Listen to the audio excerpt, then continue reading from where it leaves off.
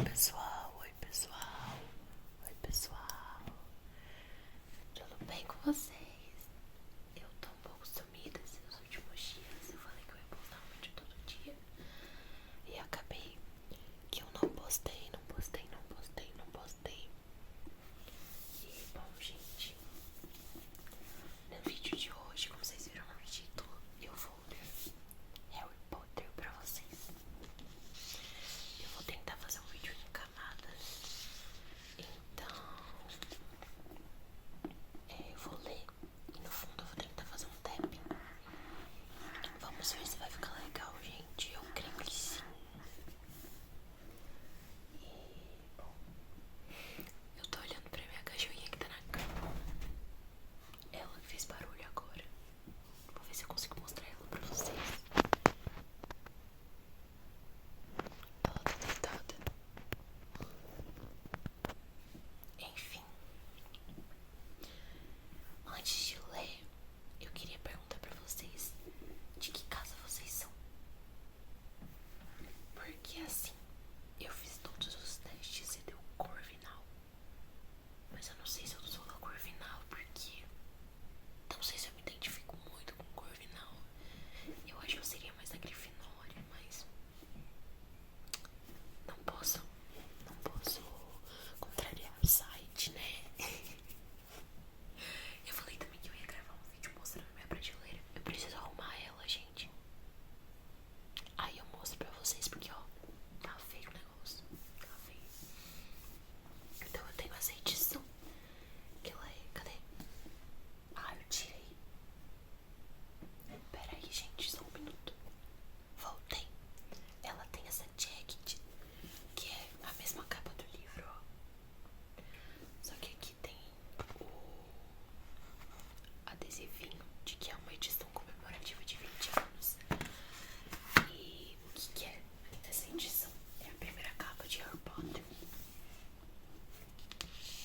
Então, ela é de capa dura, ó. Eu comprei na Amazon, eu acho que tava em promoção, se eu não me engano.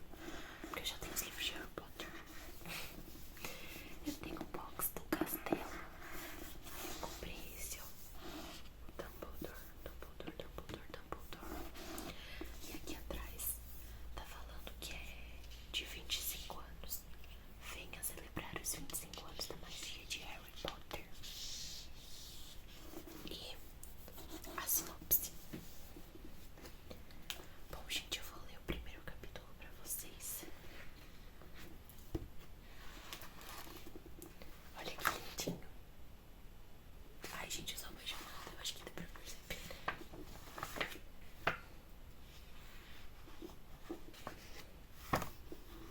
Aqui tem uma ilustração, ó. Não sei se vocês conseguem ver, tá focando. Eu acho que sim. É desenho inicial de Hagrid com Harry Potter, Dumbledore e a professora McGonagall na Rua dos Alfeneiros. Então esse era o desenho inicial deles.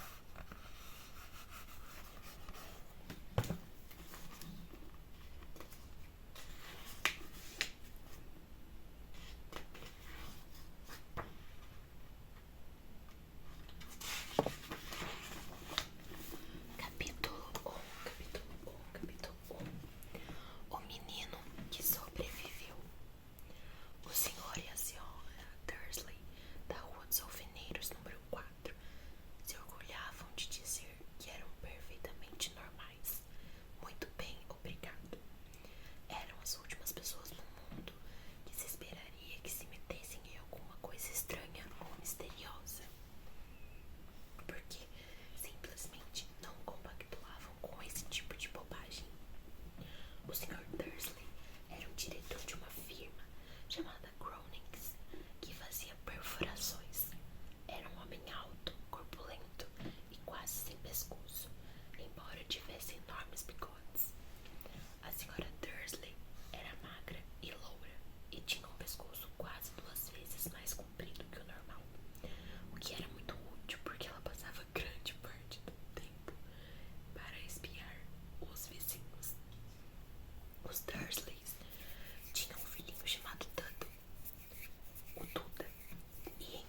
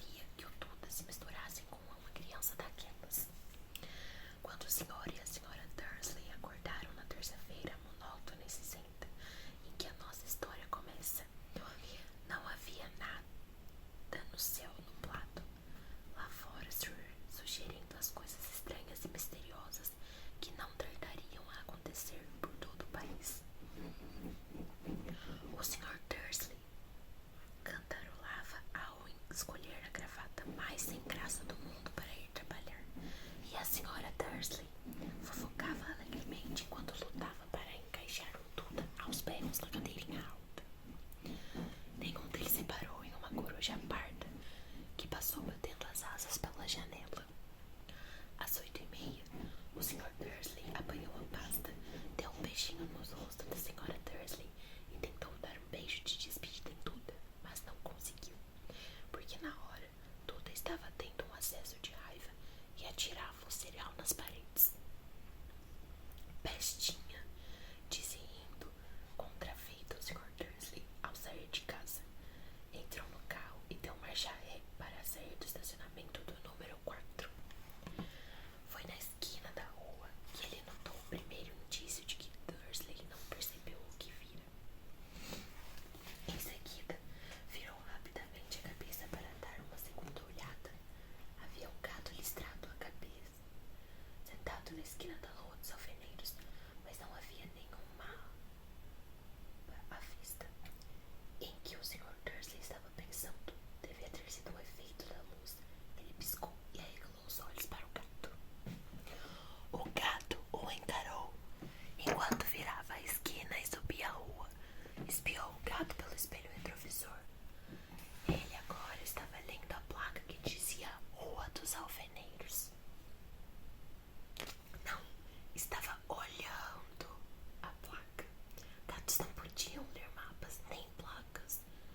O Sr. Dursley sacudiu a cabeça e tirou o gato do pensamento.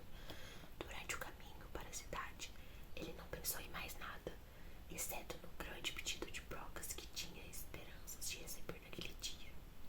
Mas, já chegando na cidade, as brocas foram varridas de sua cabeça por outra coisa. Ao parar no costumeiro engarrafamento matinal, não pôde deixar de notar que havia uma quantidade de gente estranhamente vestida andando pelas ruas. Gente com capas longas. O Sr. Dursley não tolerava gente que andava com roupas ridículas. Os trapos que se viam nos jovens. Imaginou que aquilo fosse uma nova moda idiota. Tamborilou os dedos no volante e seu olhar recaiu em um grupinho de excêntricos parados bem perto dele.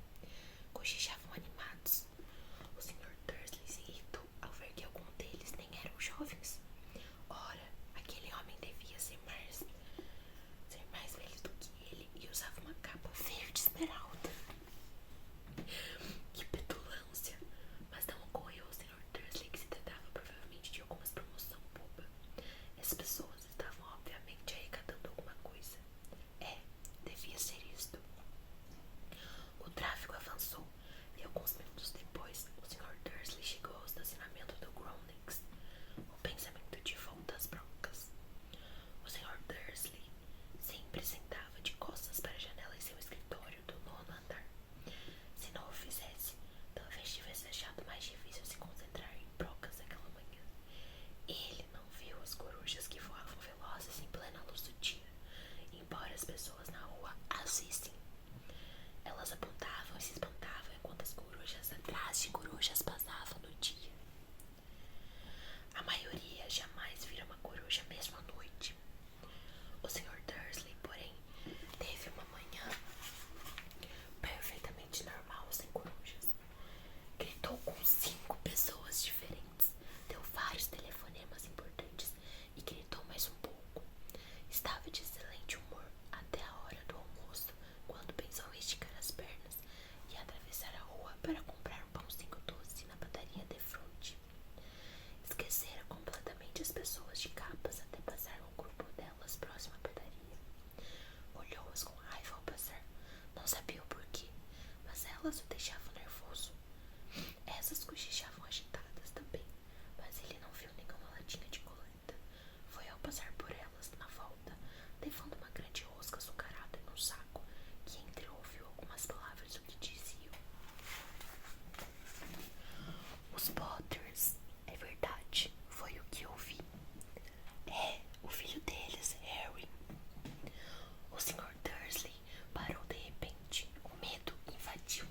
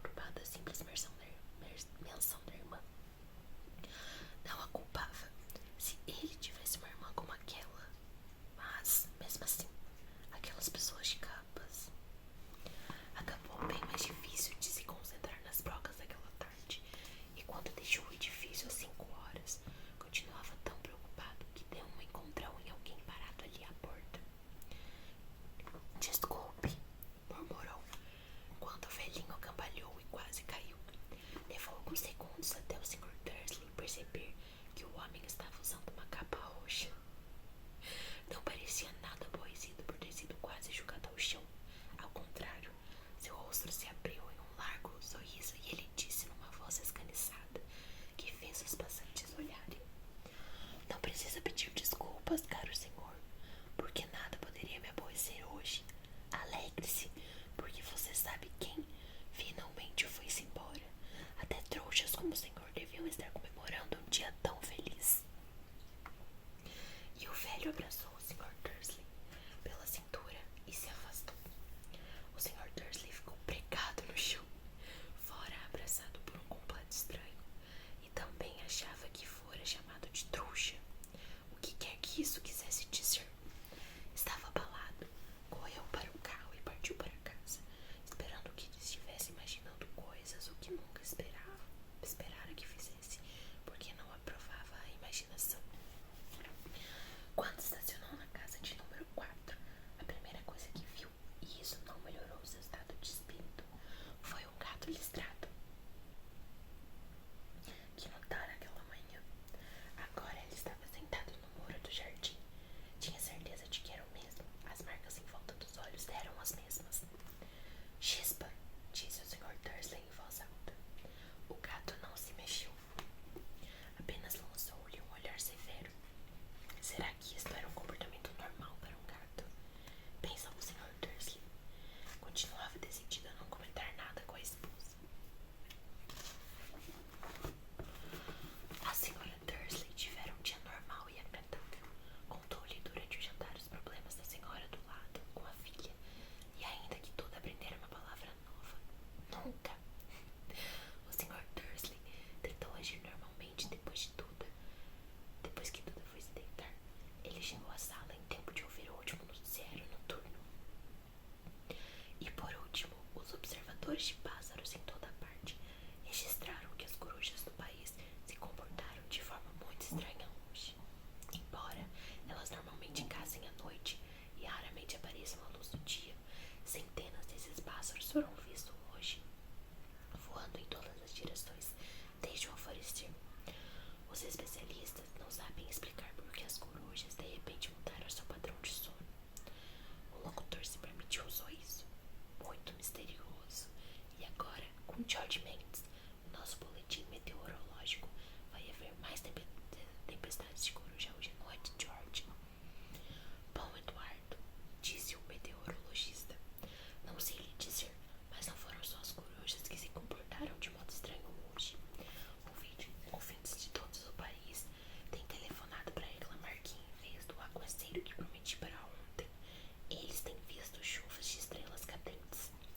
Talvez alguém ande festejando a noite das fogueiras uma semana mais cedo este ano, mas posso prometer para hoje uma noite chuvosa.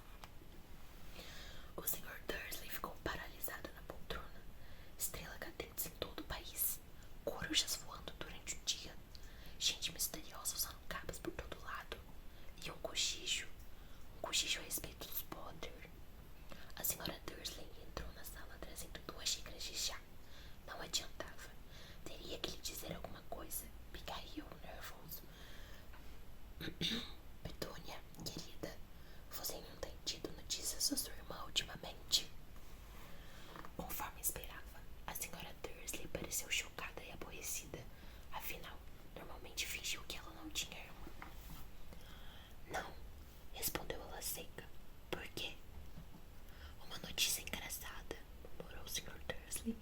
Corujas, estrelas cadentes, e vi uma porção de gente de aparência estranha na cidade hoje. E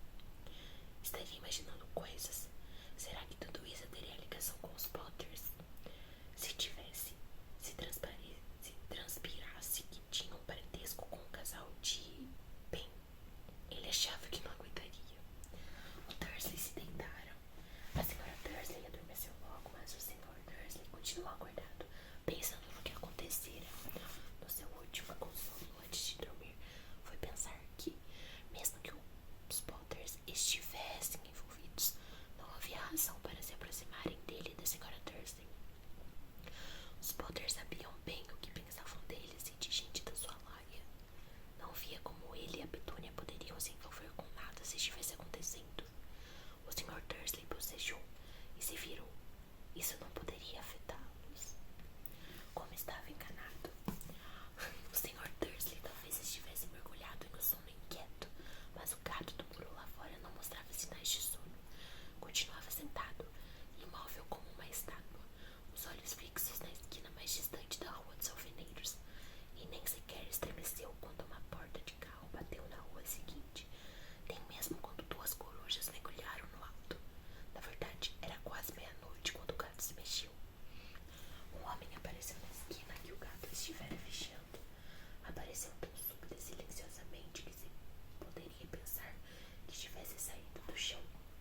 O rabo do gato tremelicou e seus olhos se estreitaram. Ninguém jamais vislumbrara nada parecido com este homem na rua dos alfeneiros. Era alto, magro e muito velho, a julgar pelo prateado de seus cabelos e sua barba, suficientemente longos para prender no cinto. Usava vestes longas, uma capa púrpura que arrastava pelo chão e botas com saltos altos e fivelas. Seus olhos azuis eram claros, luminosos e cintilantes. Por trás dos óculos em meia-lua e um nariz muito comprido e torto, como se o tivesse quebrado pelo menos 2 vezes. O nome dele era Alvo Dumbledore. Alvo Dumbledore não parecia ter consciência de que acabara de pisar numa rua onde tudo, desde o nome às suas botas, era mal visto. Estava ocupado apalpando a capa, procurando alguma coisa, mas parecia ter consciência de que estava sendo vigiado, porque ergueu a cabeça de repente para o gato, que continuava a fitá-lo. Da outra ponta da rua, por algum motivo, a visão do gato pareceu diverti-lo de uma risadinha e murmurou: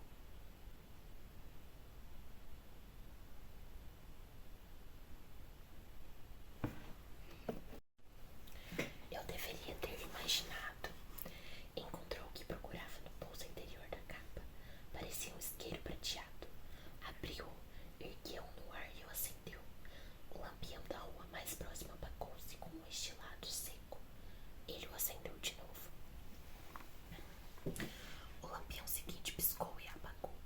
12 vezes ele acionou o apagueiro, até que as únicas luzes acesas da rua toda eram 2 pontinhos minúsculos ao longe, os olhos do gato que o vigiava. Se alguém espiasse pela janela agora, até a senhora Dursley e seus olhos de contas não conseguiria ver nada que estava acontecendo na calçada. Dumbledore tornou a guardar o apagueiro na capa e saiu caminhando pela rua em direção ao número 4, onde se sentou no número ao lado do gato. Não olhou para o bicho, mas, passado algum tempo, dirigiu-se a ele. Imaginei encontrar a senhora aqui, professora Minerva McGonagall. E virou-se para sorrir para o gato, mas este desaparecera em vez dele. Viu-se sorrindo para uma mulher de aspecto severo que usava óculos de lentes quadradas, exatamente do formato das marcas que o gato tinha em volta dos olhos. Ela também usava uma capa esmeralda, trazia os cabelos pretos presos num coque apertado e parecia decididamente irritada. Como soube quem eu era? Minha cara professora, nunca vi um gato se sentar tão duro. O senhor estaria duro se tivesse passado o dia todo sentado em um muro de pedra, respondeu a professora Minerva.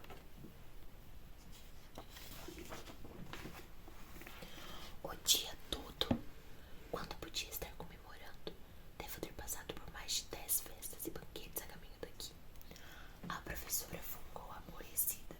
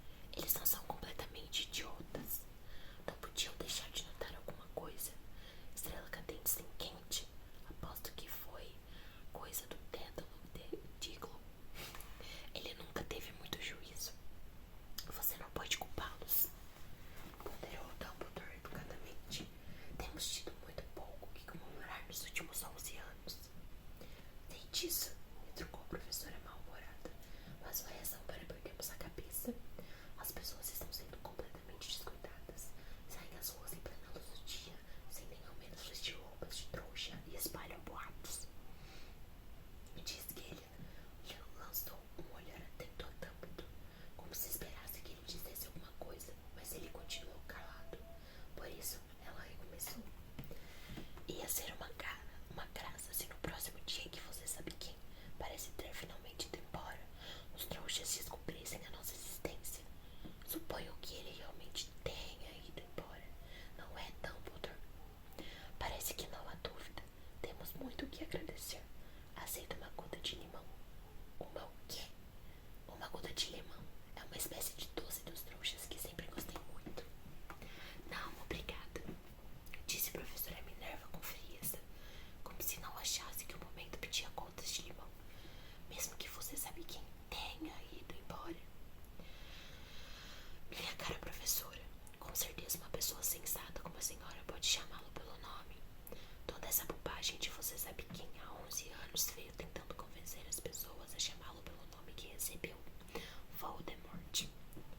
A professora franziu o rosto, mas Dumbledore, que estava separando 2 balinhas de limão, parecia não reparar. Tudo fica tão confuso quando não param de dizer você sabe quem. Nunca vi nenhuma razão para ter medo de dizer o nome de Voldemort. Sei que não vê, disse a professora parecendo meio exasperada, meio admirada. Mas você é diferente. Todo mundo sabe que é o único de quem você sabe. Ah, está bem, de que Voldemort tinha medo. Isto é um elogio, disse Dumbledore calmamente. Voldemort tinha poderes que nunca tive. Só porque você é muito, bem, nobre para usá-los. É uma sorte estar escuro. Nunca mais corei assim desde que Madame Pomfrey me disse que gostava dos meus abafadores de orelhas novos.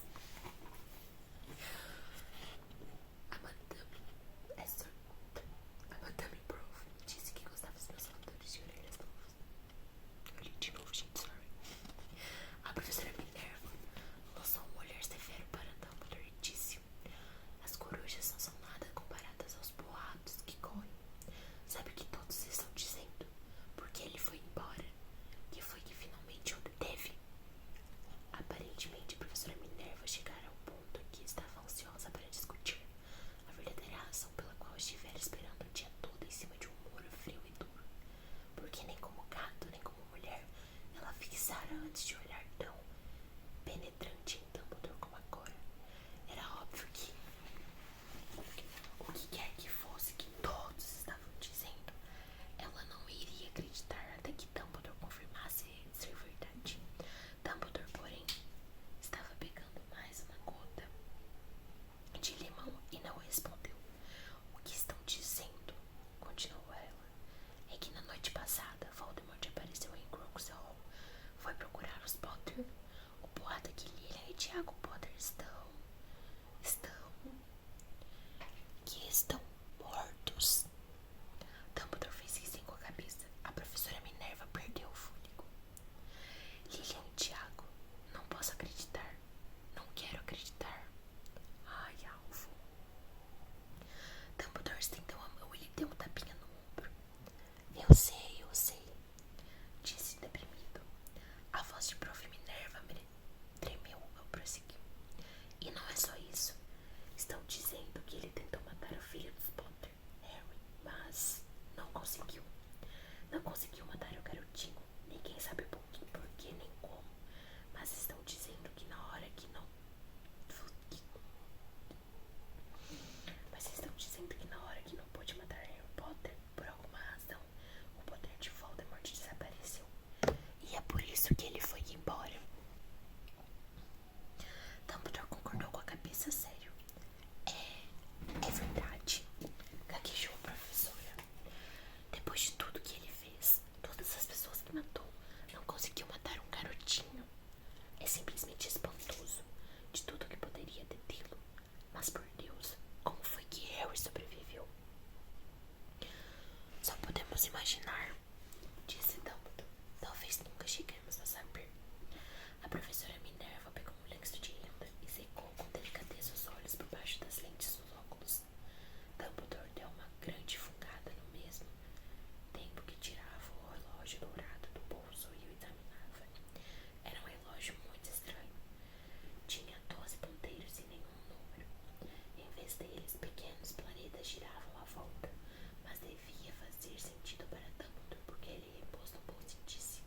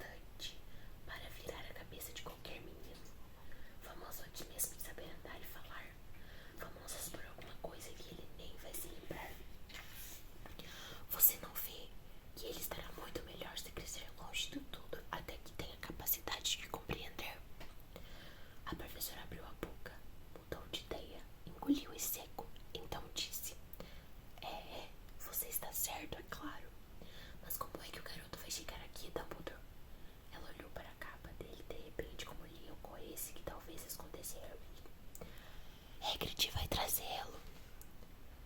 Você acha que é sensato confiar a Hagrid uma tarefa importante como esta?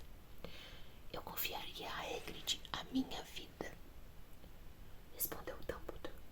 Não estou dizendo que ele não tem o coração no lugar, concedeu a professora de má vontade, mas você não pode fingir que ele é cuidadoso, que tem uma tendência a... Que foi isso? Um ronco discreto quebrar o silêncio da rua.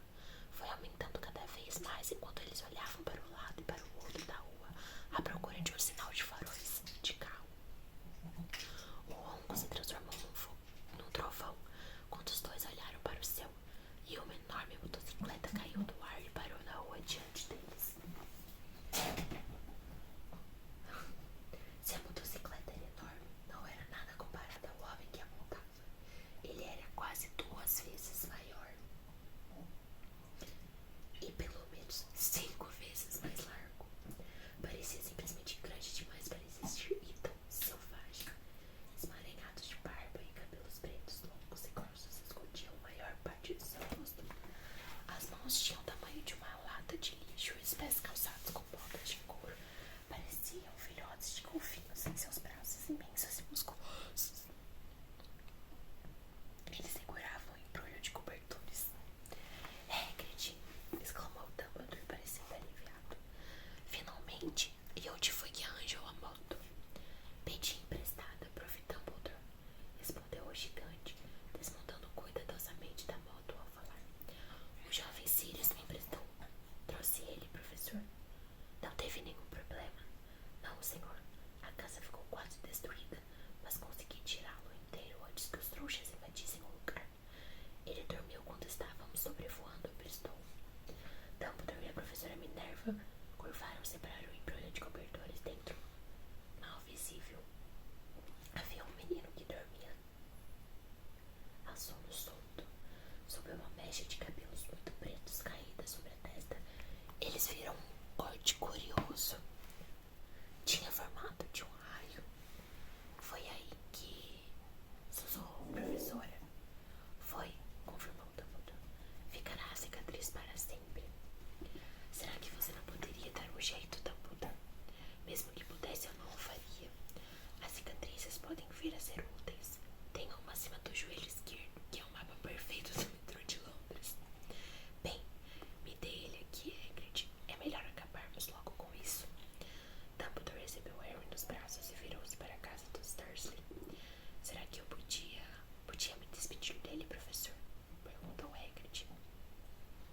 Ele curvou a enorme cabeça descabelada para Harry e lhe deu o que lhe deve ter sido um beijo muito áspero e peludo, porque sem aviso Hagrid soltou um uivo como o de um cachorro ferido. Psiu! Sibelou a professora Minerva. Você vai acordar os trouxas. Desculpe, soluçou Hagrid, puxando um enorme lenço sujo e escondendo a cara dele. Mas não consigo suportar Lily e Tiago mortos e o coitadinho do Harry ter de viver com os trouxas. É muito triste, mas controle-se, Hagrid, ou vão nos descobrir, sussurrou a professora, dando uma palmadinha desajeitada no braço de Hagrid, enquanto Dumbledore saltava a mureta de pedra e dirigia-se à porta da frente. Depositou Harry devagarinho no batente, tirou uma carta da capa, meteu-a entre os cobertores do menino e, em seguida, voltou para a companhia dos dois. Durante 1 minuto inteiro, os três ficaram parados, olhando para o embrulhinho.